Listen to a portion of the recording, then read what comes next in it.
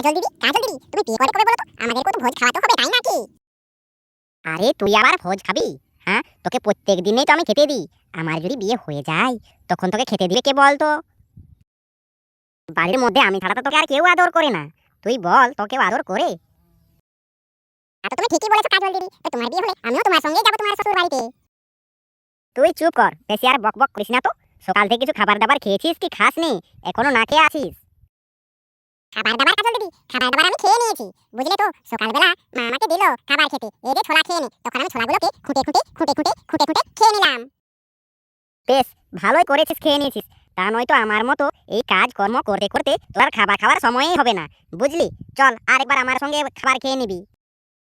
কাজল দিদি, তোমার সঙ্গে আবার যাবো খাবার খেতে আমি। কেন রে? আমার সঙ্গে খাবার খেতে তুই যাবি না বুঝি? না, আমি যাবো না।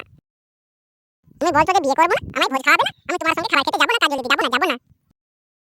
তাহলে ঠিক আছে, তোকে খাবার খেতে যেতে হবে না। আজ থেকে তোর সঙ্গে আমি কথা বলবো না, কিচ্ছু না। যা এখান থেকে, তুই যা তো পালা, তার মধ্যে এক ঝাঁটা মারবো তোকে। কাজল দিদি, তুমি আমাকে ঝাঁটা মারবো বললে? আমার লাগবে না ঝাঁটার বাড়ি। তাহলে চল সোজা গিয়ে আমার সঙ্গে খাবার খাবি, চল, বুঝলি? বেশি আর বক বক করিস না। ঠিক আছে কাজল দিদি, তোমার বিয়ের সময় আমি ভোজও খাবো।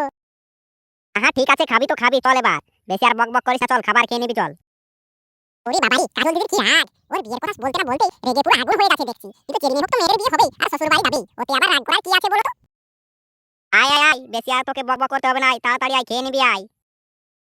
আমিও তাড়াতাড়ি পালাই, তা নয়তো কাজল দিদি আবার আমাকে বকাঝকা করবে। তখনই বলে খেতে বললাম, এখন আবার এলো না। যাই, আর বেশি লেট করবো না, তাড়াতাড়ি যাই, উড়ে পালাই।